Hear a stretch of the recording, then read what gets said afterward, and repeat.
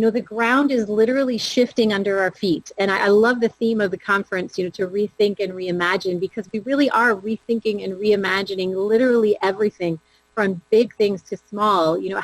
Some of it is sheer survival. How can we do differently how can we move in a different way to solve problems in a different way because of what the COVID crisis has imposed on us? But it's expanding beyond that. And we're challenging the status quo in everything. I mean, small things. I'm enjoying sleeping in my own bed. I don't intend to go back to traveling 45 weeks of the year. To big things, we're really challenging how do we get racial equality in our workplaces, and how do we build environments of inclusiveness. And so the moment really is now. I think the environment has never been more open to change, and I think we're living in a world that's struggling with challenges that female business leaders are uniquely set up to address. So I think if we rise to the challenge in this moment, we're going to look back and say that's when change really started to happen. So today what I hope to do for the next 20 minutes is just reflect on some of the choices that we can make in our career to change our workplace, to change our communities. I want to share a little bit of my background on my path to CEO as context, but really give you a framework that I hope will inspire you to think about how you want to shape your career and shape your impact in these times that we're living in. So, a lot of people ask me, how did I get to be a CEO, and did I always want to be a CEO? And I wish I could tell you that I was crystal clear on it all the way and it was a linear path. It absolutely was not. Maybe for some people it is, but it was not at all for me. I came out of school with a degree in economics, which I absolutely hated, and hated every minute of it. And I just didn't have the courage to say so. And my dad was at the World Bank, so economics is what you studied, and so I suffered through it. And I wonder, even if I'd had the courage to say I wanted to change my major, I don't even know what I would have changed it to at that point. But I came out of school and fortunately had the forethought to turn down all the jobs that were offered to me because I just could not work as a statistician. And so I had to sit back and take a minute and say, what do I want to do? What's the dream? And so the dream for me at that time, actually, I wanted to be an ambassador. I wanted to go into foreign service, and I wanted to have an international career. And somebody close to me in my network, fortunately, had the foresight to say, you know what, kid, you have zero life experience, you have zero work experience, you got to go get some before you can, actually be valuable to anybody. So I made a change. I moved to the U.S. I was living in Canada at the time. I moved to the U.S. I got an international MBA, and I joined a great company called Avery Dennison, who over the next 15 years, basically, I said yes to everything. They moved me to Mexico, to Chile, to Argentina, to Canada, back to the U.S. I ran businesses in Europe. I ran businesses in Asia. I worked in sales. I worked in marketing. I worked in business development and R&D and operations and manufacturing. And eventually, I got to be a general manager, and with some strong sponsors, got to be a vice president over a group of businesses in the specialty chemicals space. So maybe I just take an aside from my main message today. If you're a young female professional joining today, my advice to you is say yes to everything while you're young before you have a whole bunch of competing priorities, because those experiences actually weave together to make you a strong business leader later on. But during that time, during that 15-year journey, I met my husband.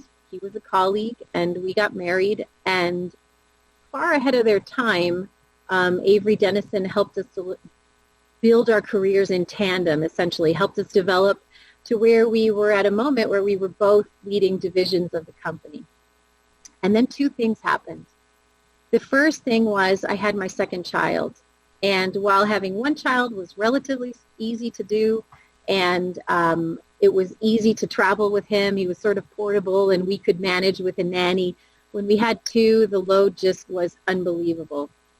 And the second thing that happened at that time is the CEO brought us both into his office, and essentially the gist of his message was, I love both of you. I've watched you grow up. I'm really proud of the leaders you've become. But he looked at my husband and he said, I have 10 of you. And he looked at me and he said, I have one of her, and you guys need to do that math because the pyramid's getting narrow. and I was absolutely frozen in place. I couldn't look to the side. I couldn't even look at my husband, and we left the meeting. We didn't say a word to each other about it. And rather than feeling the excitement and the pride and the joy that this company that I'd bled for 15 years had just blessed me into the CEO's office, all I could think of was, I have to stay married. I have to figure out a way to get through this. And it was the most painful, awful, unhappy moment of what should have been a really great cap to a career. So I didn't do anything about it right away. We didn't talk about it at all. It was the elephant in the room in our marriage for a couple of months. And then one Saturday morning, I came home from China. He was leaving for Vietnam. We were, handing off kids and diaper bags and lists and all those things that you do. And I just said to myself, this is not the way we're going to live our lives. And so I resigned. I didn't do it right away. I took a couple of months to work myself out of the company. But I resigned I was 36 years old, and I resigned on a Friday, and the following Tuesday I went into my son's school to fill in his forms. It was start of term, and I suddenly broke down sobbing, and the poor office staff was asking me, what is it? What do you need? What do you need? What can we do? What's wrong? And what was wrong was I had to leave the blank where it said mother's occupation. I had to leave that blank on the form. And it took a long time to grieve this decision. But ultimately, we bounced. And so I moved into phase 2 of my career, and I became the room mom for my kids, and I volunteered at my church, and I got active in my community. I actually bought a business and made new friends, learned new things, had a ton of fun. And then about 4 years in, I was driving to work, and driving the kids to school. I had a big SUV, and I had my kids, my girlfriend's kids, my neighbor's kids, a whole bunch of kids in the car, and somebody had a science project with them. And they said, and I found myself driving down the road, yelling at the top of my lungs, "Don't take the lid off the praying mantis." And by the way, if I ever write a book, the title's going to be "Don't Take the Lid Off the Praying Mantis." But in that crazy, insane moment, it just flashed into my head, it's not enough. There's more for you to do. It's not enough. And it was the most uncomfortable. It made me angry. It was a message that I didn't want to hear, that I didn't want to think about it. I ignored it for a couple of months, and it kept coming back. You have more to do. You have more to do. And so finally I sat down with my husband, and I said, what's your dream for the next 20 years? And he said, I'm so glad you asked. Because he was under the burden of thinking, he had asked me to give up my corporate career, and so he had to be happy in his. And he said, I don't want to do this day-to-day anymore. I'd rather do strategy consulting and help people be better executives, but I don't want to stick around for the details. And I said, oh, thank God, because I really, really do. I said, I want the structure, and I want the team, and I want the people. And so we decided that it would be good to go back to a more corporate environment. And so I made the change. At that time, I started looking for opportunities, and I found some that, through my network, I found a couple. One, my former CFO was the CFO. It would have been a great fit. And one, my mentor was on the board of directors. It would have been a great fit. And then I got the call from Hilti. Hilti, if you don't know anything about it, Hilti is a family company. It's founded in Liechtenstein about 80 years ago. Mr. Hilti looked at construction workers doing things on job sites that were fundamentally unsafe, and he said, I can innovate products to make those safer. And from worker safety, he moved into worker productivity, and productivity took us into software and into services, and now into exciting fields like robotics and human augmentation. And so today, we're about a $6 billion company, and we are the premier partner to the professional contractor. And at the time that I was interviewing with Hilti, as my husband so kindly pointed out to me, I had been in Home Depot twice in my life. And those times, once I went to pick paint, and once I went to buy lawn furniture. So I had known nothing about construction. But the environment, the culture of Hilti was a place that I felt that I could have an impact. And so I joined them in Canada in 2013, and I first ran a sales division and then became the president of Hilti Canada. And in January, got this chance to come to Dallas and be the CEO. And then the world fell apart. And so it has caused me to start thinking about, okay, how do I want to use this platform now, given everything that's going on in the world? What do I want to be as a CEO? What do I want to change? What impact do I want to have? And through that exploration, I found this framework that I want to share with you today. And we can use my career's context, but I hope that it gives you some inspiration as you think about this crisis and what we're living through. What can you make of it for your career and for your workplace? So if we could pull up that one slide, the first question that you want to ask yourself, and before I say this, let me be clear, I take no credit for this framework. This is a framework from a very talented author called Paulina Neal, who runs a company called Unabridged. But it mirrors so closely with the way that I think I've lived decisions in the past that I'm sharing it with anybody who will listen to me. So the first question is, what would your career look like if there was nothing in your way? Right now we live in this time of incredible challenge. You know, what do you want your impact to be? What difference do you want to make? There's another way to ask the question, which is, if you couldn't fail, what choices would you make for your career? I have an incredible, unbelievable VP of HR at Hilti with me here in Dallas, and she started playing with this question a couple of months ago, and we asked it in the form of, what do you want your legacy to be? What do you want your impact to be? And when you ask it that way, you know, in her case, she had a crystal clear vision of what she wanted. And when you get that out on paper, then it becomes actually really easy to look and say, well, if that's what we're going to try to do, we're not set up for it, right? We maybe don't have the right processes. We don't have the right policies. We don't have the right structure. We need different people. We need to behave in a different way. But you've got to start with dream. What's the dream? So if you could, you know, what would your career look like? And maybe you're happy in your career and it's really about advancement, you know, or maybe it's something missing in your career and you're going to have your praying mantis moment, right? What is there left to do? But think about it as if there were no obstacles in the way, and get that out on the table, out on paper, and then work backwards from there. The second piece that, honestly, this is the hardest, it's the most painful, and it goes the deepest, and it was the hardest for me. But the second question to ask yourself is, what permission do you need to give yourself in order to be that leader that you want to be? Right before I made my decision to retire, I was working with a coach. If you don't have a coach, it might be something that you would consider in the future, because they're incredibly valuable. And I like this person very much. And one day she said, I'm going to end our engagement. And I said to her, what do you mean you're going to end our engagement? You know, isn't it going well? And she said, it's going great, but you have your foot on the brake. And I said, what are you talking about? She said, you're doing and saying all the right things, but there's something that's holding you back. And until you figure out what it is, then we're wasting our time. And what was holding me back was that I had never given myself permission to earn more than my husband. And I didn't want to pass him on the corporate ladder. I wanted to be the mom who served dinner with cloth napkins. And I just was not able to reconcile that at that point in my life. I have an excellent head of D&I at Hilti here in Dallas. Her name is Sylvia Sequeira. If you haven't had a coffee with Sylvia, you need to. But she referred me to a book not too long ago, also by a very talented author. Her name is Sally Helgson. It's called The Female Advantage.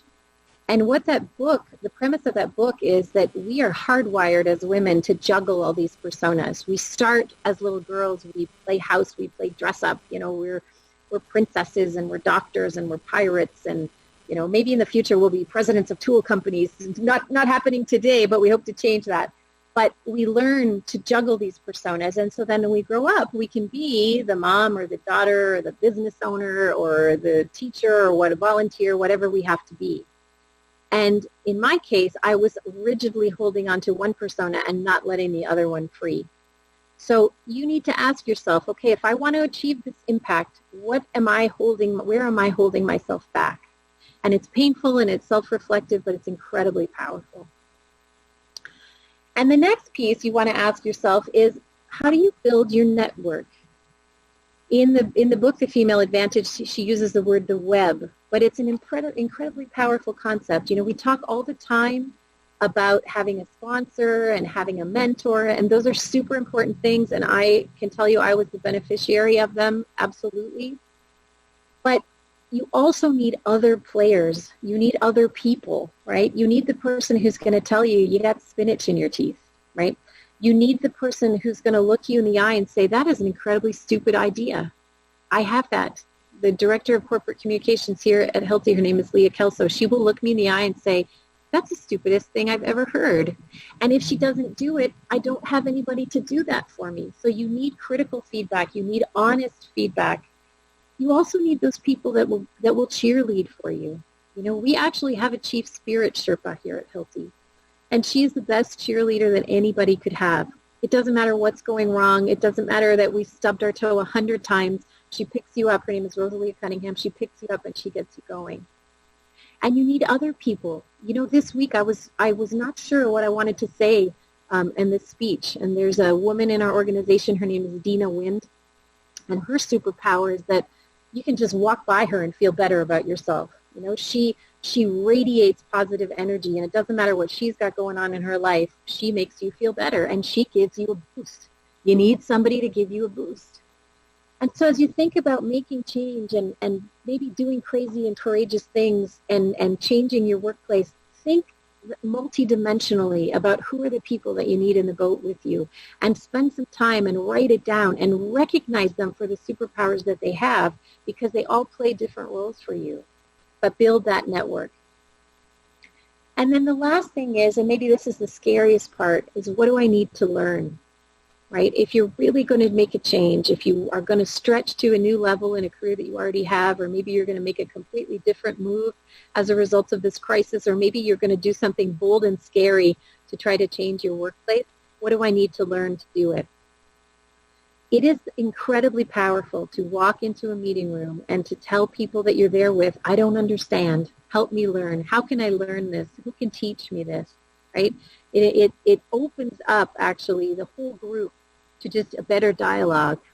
And some of the stuff you're going to have to learn is scary. You know, when I started at Hilti, I didn't know anything about construction, not one single thing. I had to buy a construction management textbook, and I would read it on the plane when I went from place to place. I had to literally go onto job sites and ask customers to do things so that I could see what the heck they were talking about. But it's okay. We're constantly learning, so don't let that hold you back. Just understand what you need to learn and catalog it. So those 4 questions, you know, what would my career be if nothing was standing in the way? What permission do I have to give myself? What connections and network and support do I need to get there, and what do I have to learn to do it? It's a very simple framework. And then if we're on the next slide, here's the best news of all. The workplace has never been more in need of the fantastic competencies and abilities that you as female business leaders bring. We are looking and starving for connectedness. We are looking and starving for inclusivity, and we need people who care about those topics and have the courage to bring them forward. And what's happening, I hope what you're seeing on the screen is that Hilti works with a company called Lumina. This is a leadership effectiveness study that Lumina did. The characteristics that define leadership effectiveness, and there are 16 of them here, what Lumina has found in assessments of more than 1,000 professionals is that women are outscoring men on the leadership effectiveness characteristics that are most in need of our workplace today. Every third article that you see, you know, in the news will tell you we're looking for compassion, we're looking for empathy, we're looking for inclusiveness. And I can tell you as CEO, when I took over this job, let me back up one step. When I took over this job, we used to always structure our agendas, you know, business results, strategic topic, and then people topics. And Hilti is a company that really values culture and people, so that people topic was always on the agenda.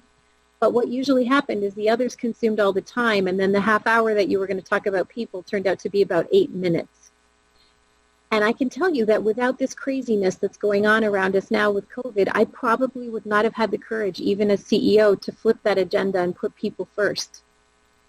I would have been worried that somebody would say, oh, sure, here comes the female CEO, and now we're going to get all touchy-feely, right? But this environment that we're living in is giving us the chance to let all of our characteristics come into play and leverage them as strength. And please don't misunderstand what I'm saying. The P&L looks the same whether you're looking at it as a man or you're looking at it as a woman. I have built my life on that premise.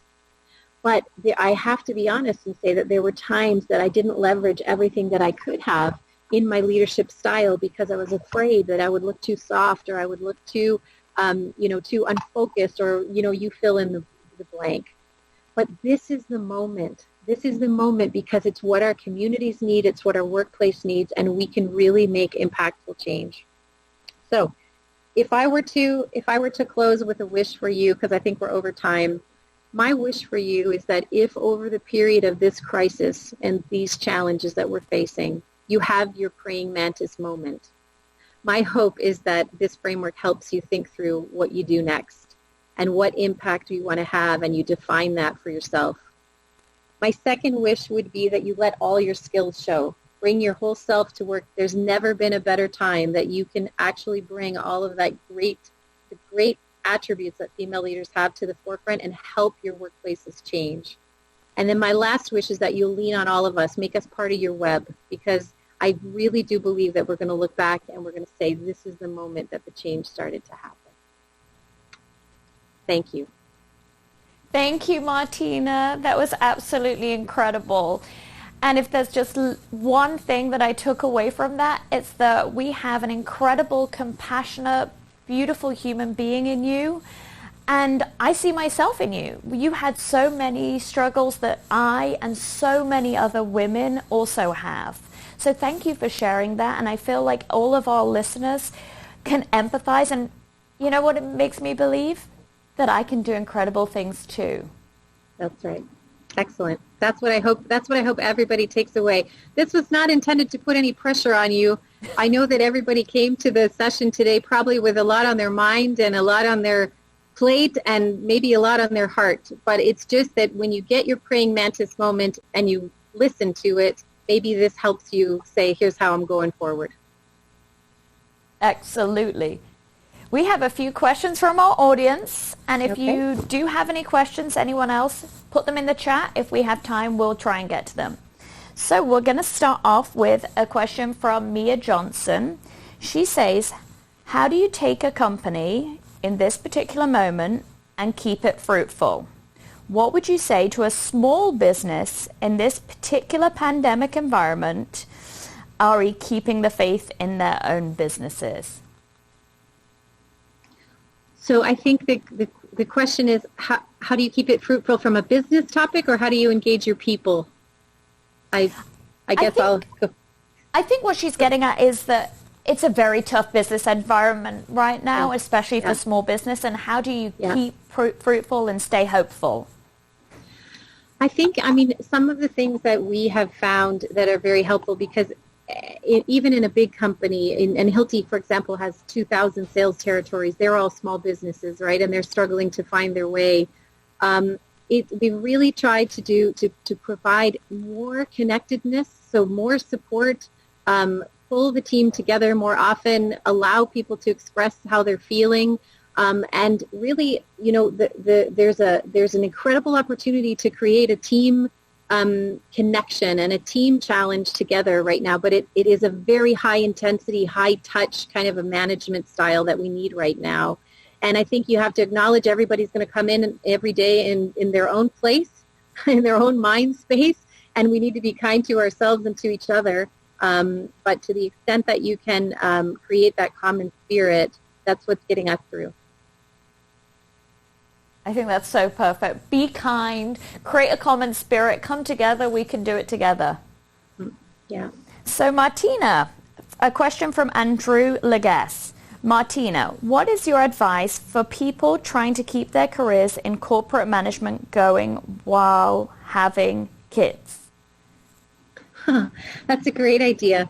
I dream of a world where we would have such generous and accommodating and interesting and creative family leave policies that we wouldn't have to ask this question anymore.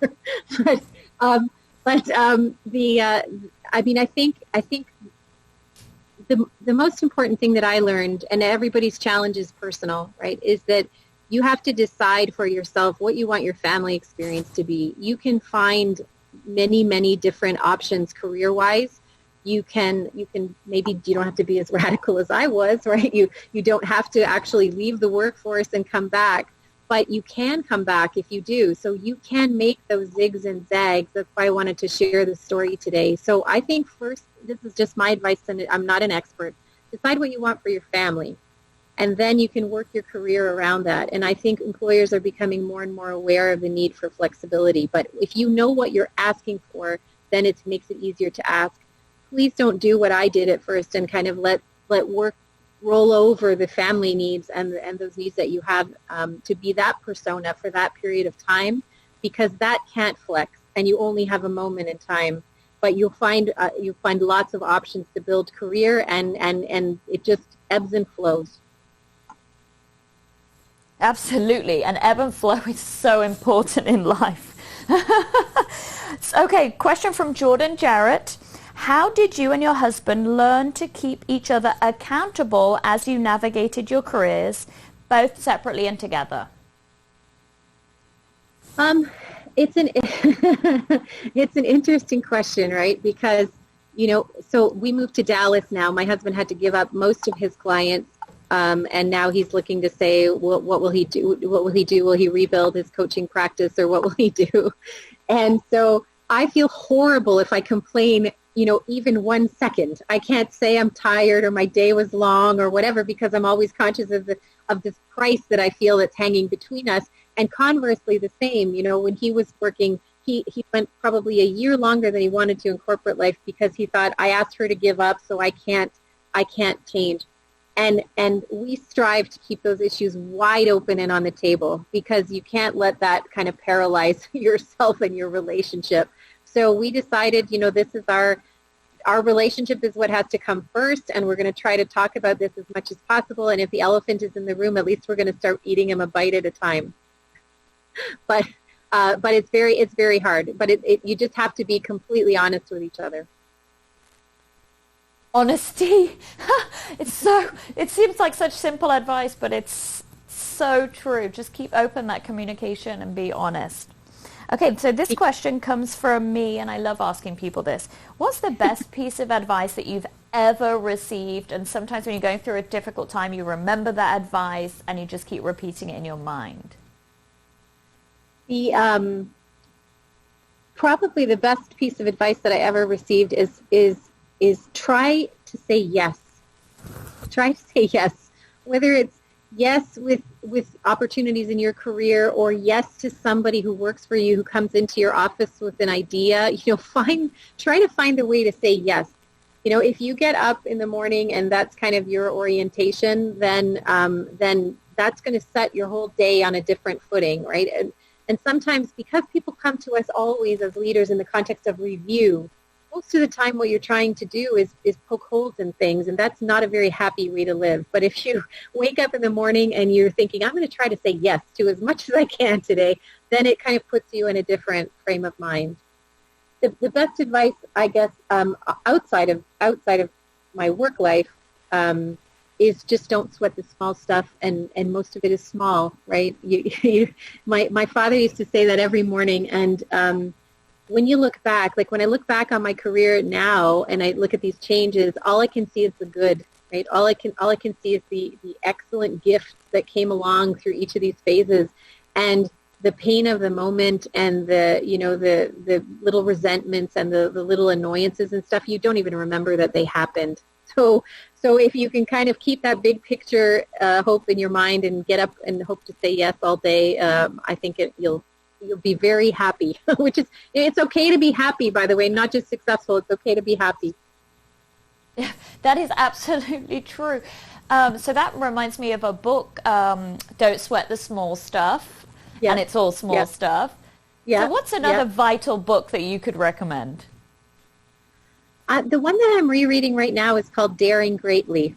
So I don't know if you guys read it. It's not super new, but I'm challenging myself. Like I said, I thought that my job as a CEO today would be, navigating and ensuring profitability and sustainability for the 4,000 team members that we have here in Hilti North America. I didn't realize that all this change would come and my impact would have to be maybe even bigger. And so Daring Greatly is the one I'm working on right now. I love that one. And your whole spirit reminds me of another book called The Happiness Advantage. Have you read that there one? You go. Haven't, but I'll put it on my list. Absolutely do. And everyone watching, The Happiness Advantage basically helps you keep a positive mindset and helps you change your life. So I think that's a great one. Yeah. Well, Martina, we're about to wrap up. We're on schedule. So excited. So thank you so much for joining us. We so appreciated and enjoyed your presentation. Thank you. I look forward to meeting you all in person next year.